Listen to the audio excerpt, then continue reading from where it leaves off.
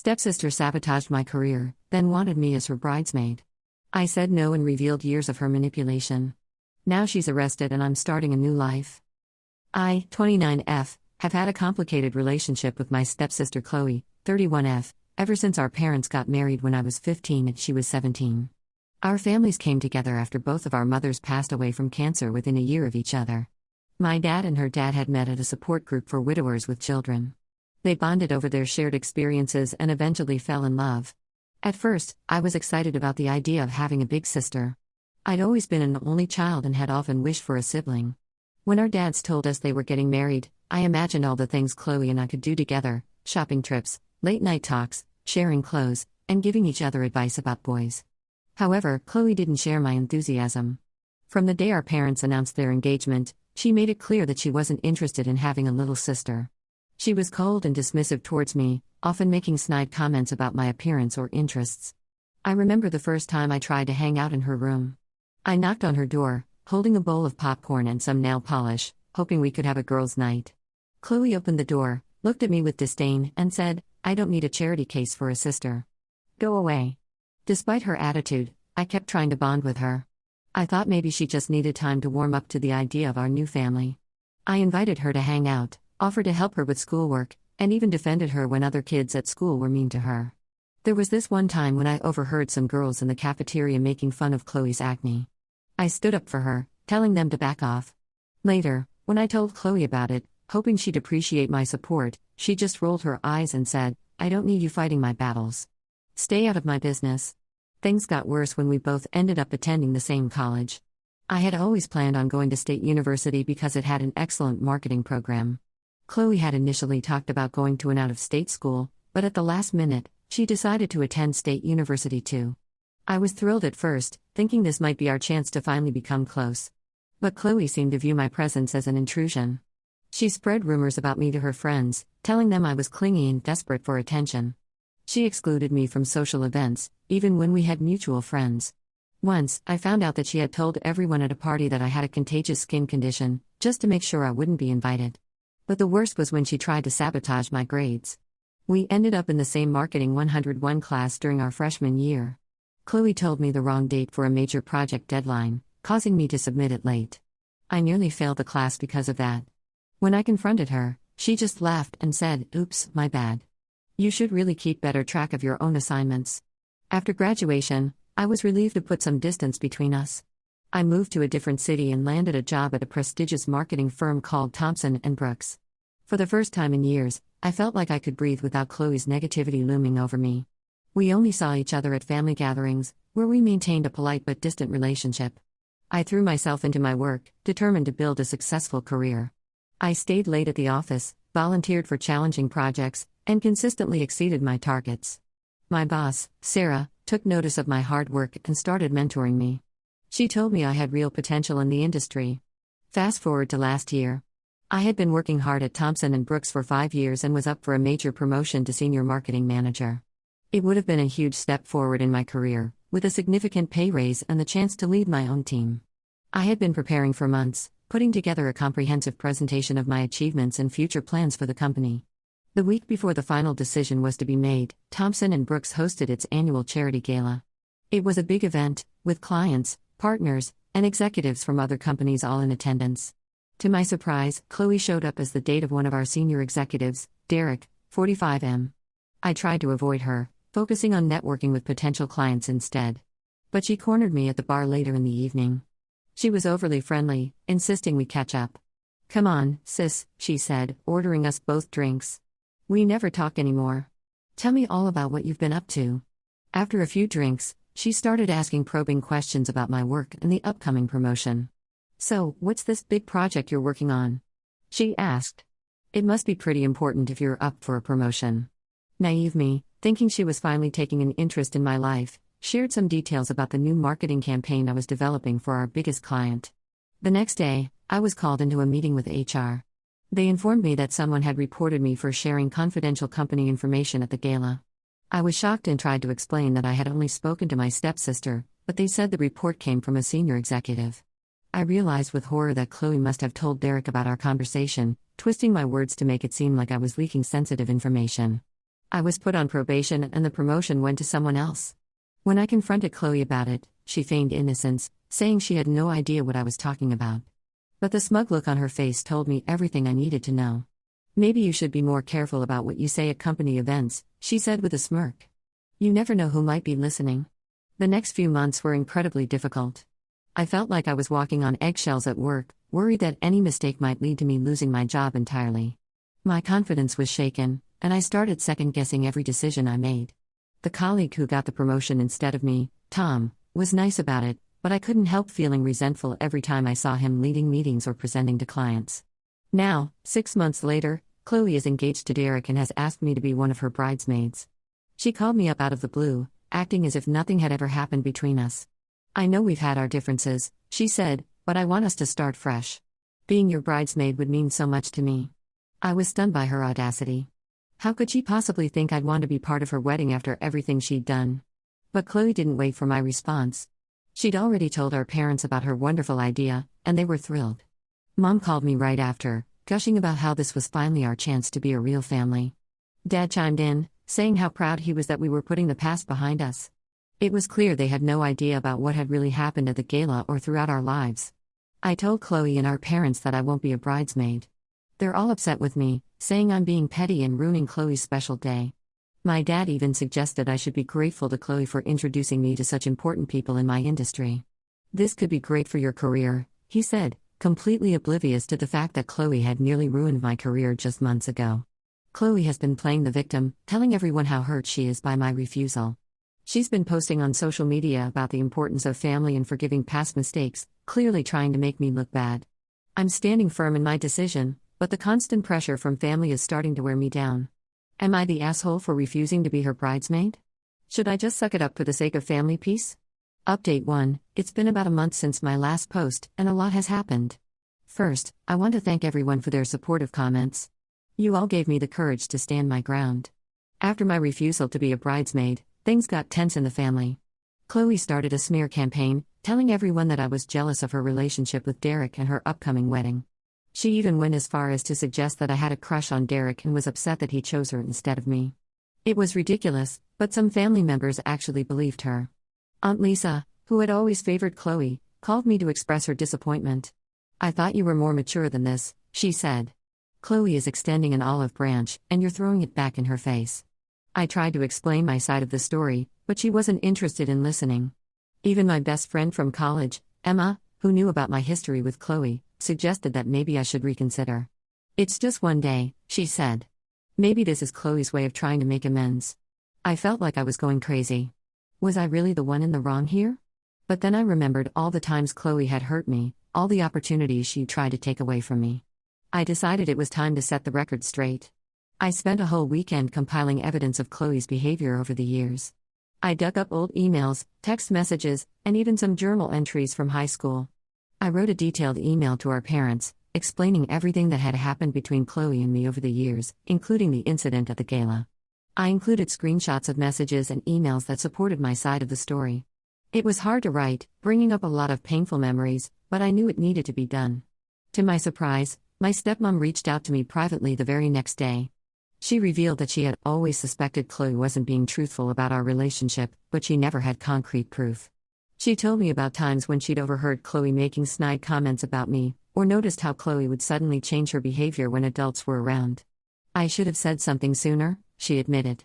I was so focused on trying to make our blended family work that I ignored the signs. I'm so sorry, sweetie. She promised to talk to my dad and show him the evidence I'd sent.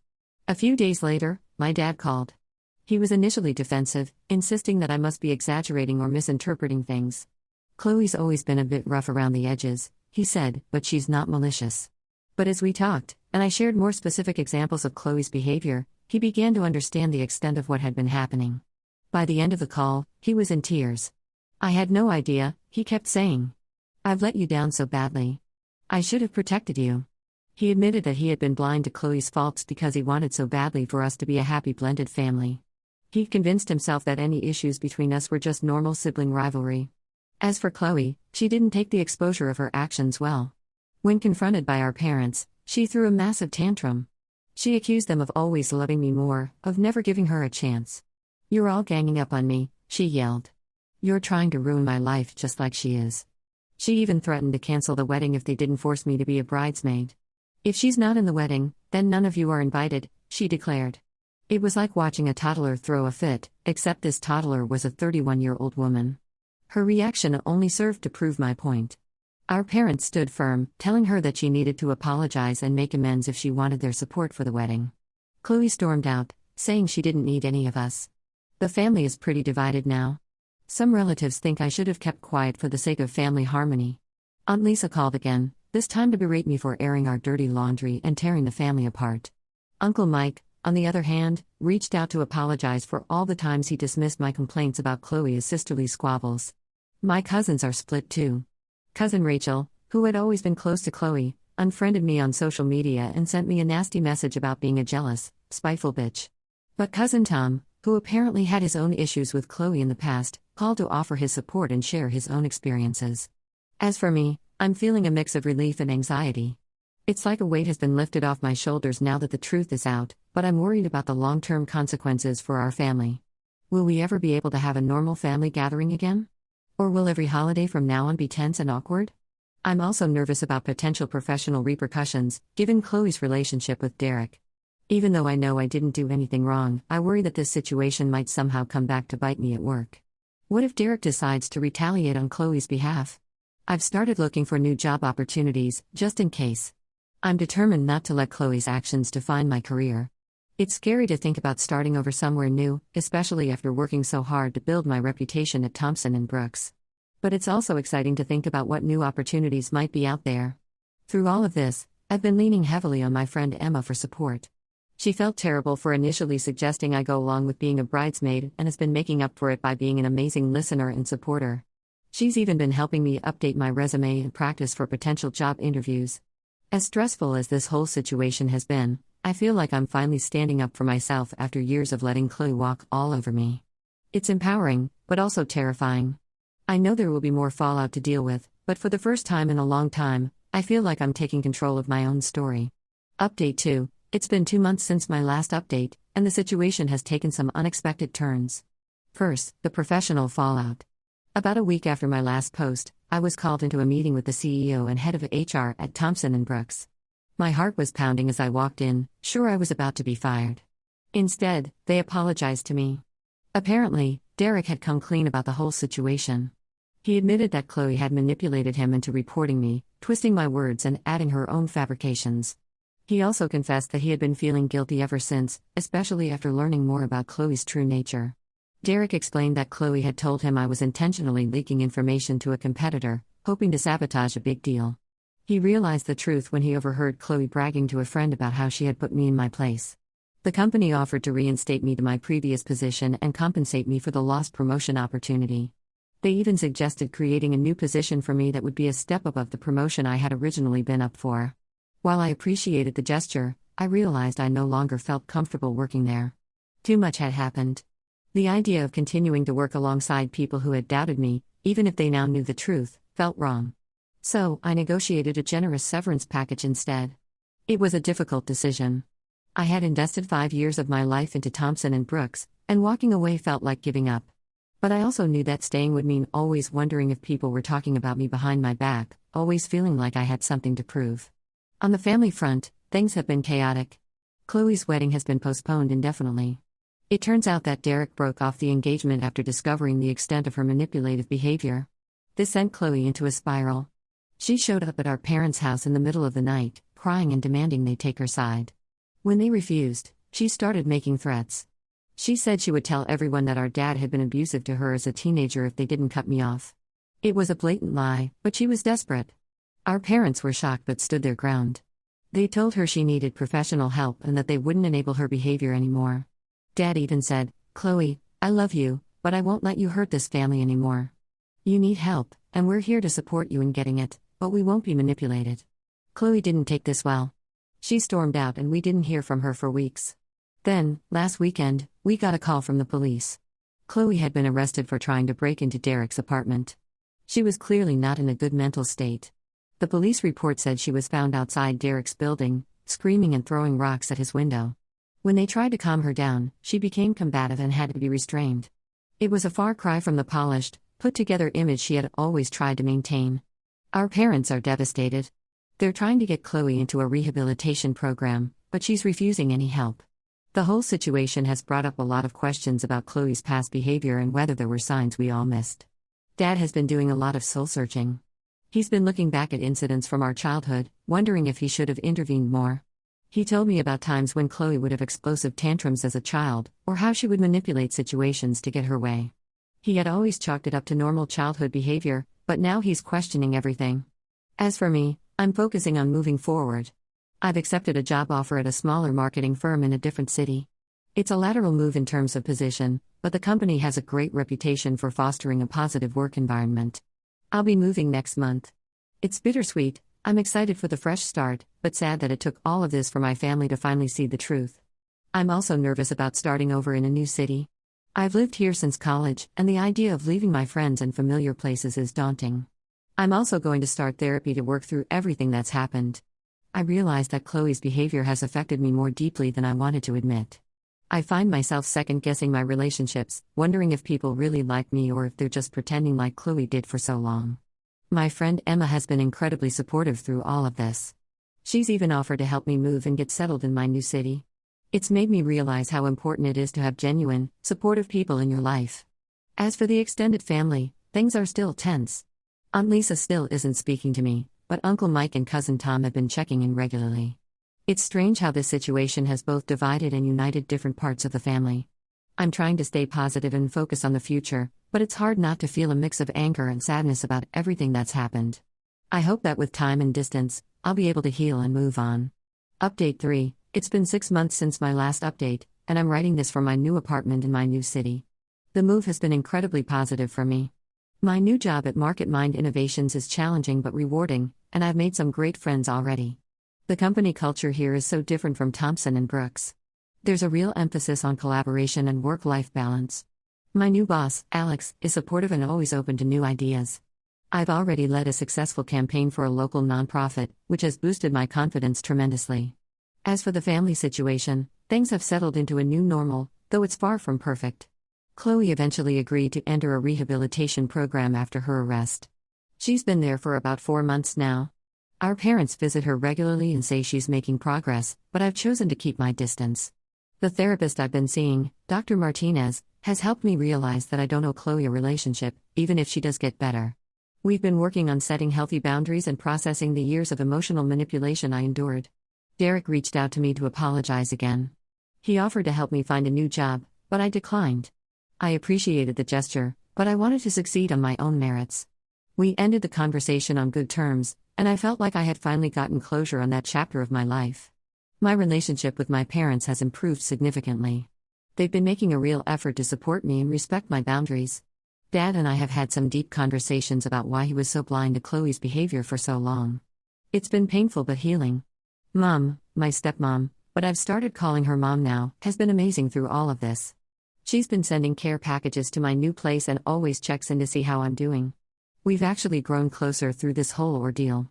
Some extended family members are still giving me the cold shoulder, believing I somehow caused all of this drama. Aunt Lisa still makes snide comments at family gatherings, but I've learned to let it roll off my back.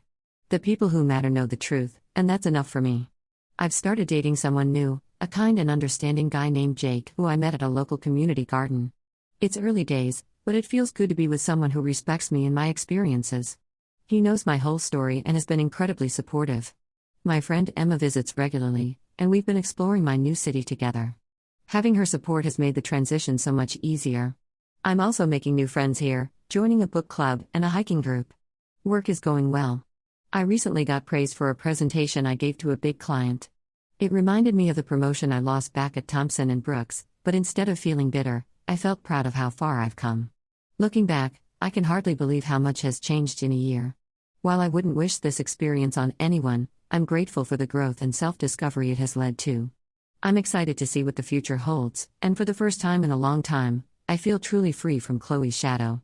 I know there may still be challenges ahead, especially as Chloe completes her rehabilitation program.